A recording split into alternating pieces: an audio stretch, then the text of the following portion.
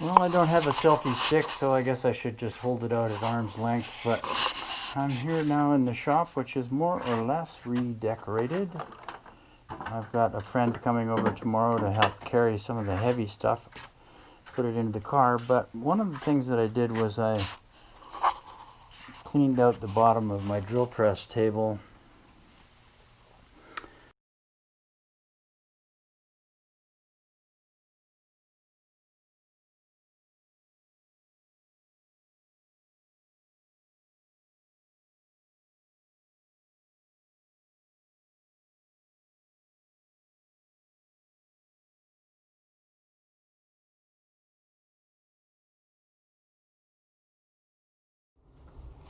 Thought I would walk us through one complete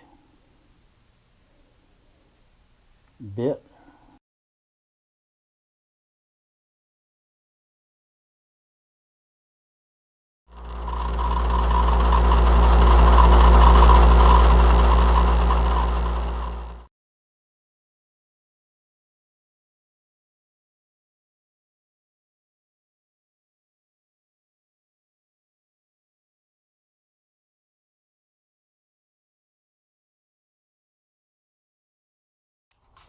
Well, it's late November and Monday afternoon, and I have been working for 4 or 5 days to try and clear out the workshop so I can more efficiently work on the Willys Wagon.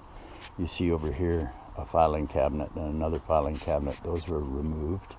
The the AM General Postal Jeep is the right size to go inside, and it needs a fuel tank, and it might be the first one to go inside the shop. The new shop I've been working on for a long time, so I'm really thrilled that I've now got a functional space, much more functional than it was previously, and there it is.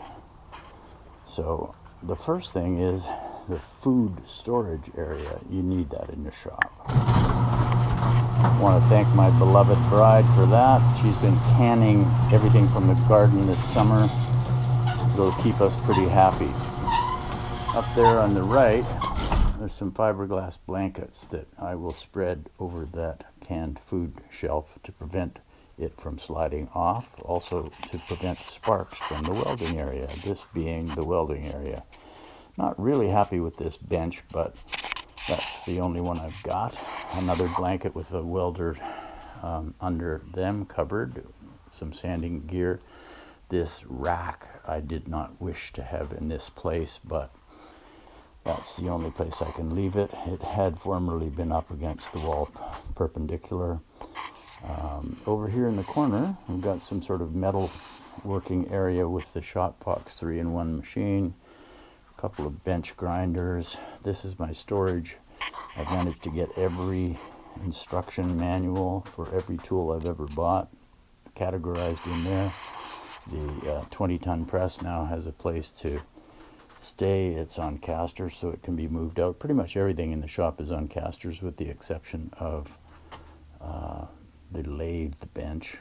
The drill press can move. Over here is the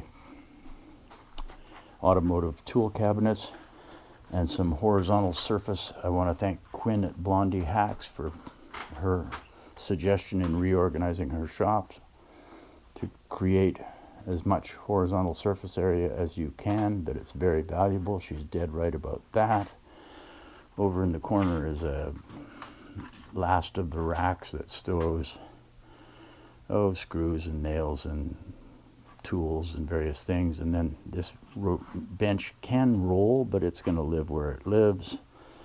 A selection of racking and some clamps from woodworking from long ago, which don't get used much right now, but may a little bit later. So there's the shop. The Postal Jeep is 5 paces long, and I'm 1, 2, 3, 5, 6, 7, 8 paces, so a pace and a half in clearance at either end of the Jeep will give me lots of room to work on it. I'm pretty excited, so I'll see you later. The next project is to take this vise, which I restored last summer, but somebody has welded it and didn't weld it parallel, so the jaws don't meet up.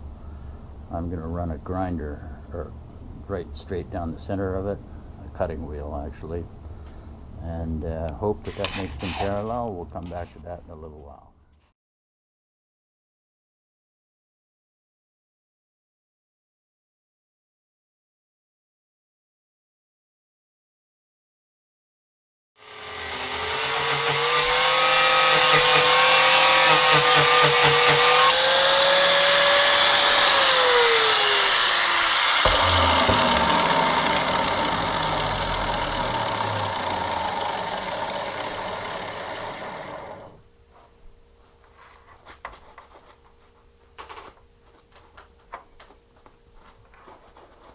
Well, so I set myself on fire.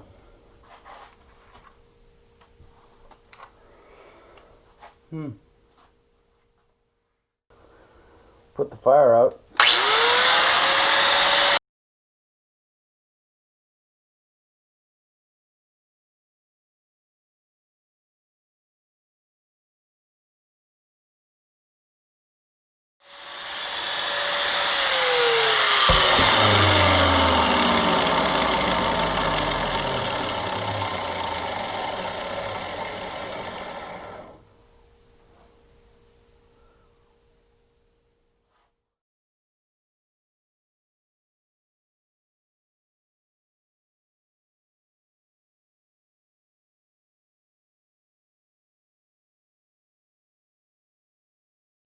Well, it's appropriate that I use an old business card that has the same as the apron that I'm wearing.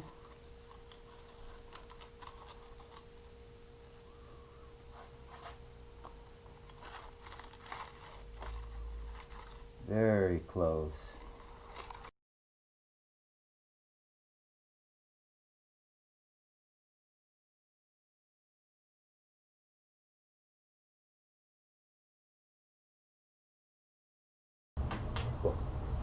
Well, grinding the gap worked, but I still need to face these faces off, and then I need to grind off this to allow it to come in a little farther.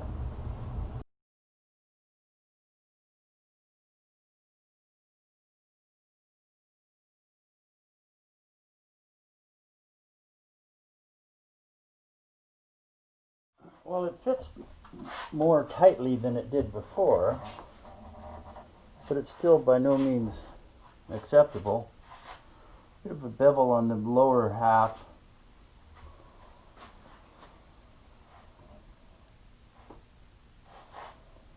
It's like if I were to take this jaw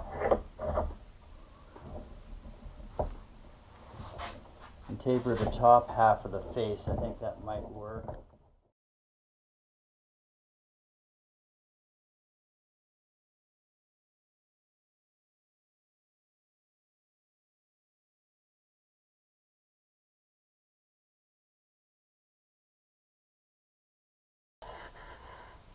There's no doubt that this is going to be a bit of butchery.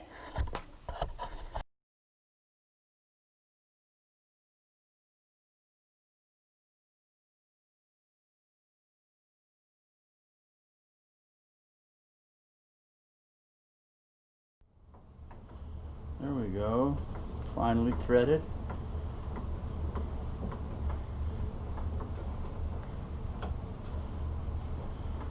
And more or less acceptable for the jaws closing.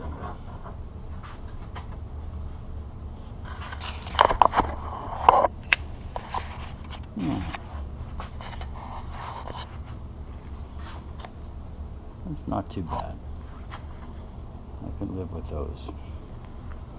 Thanks for watching.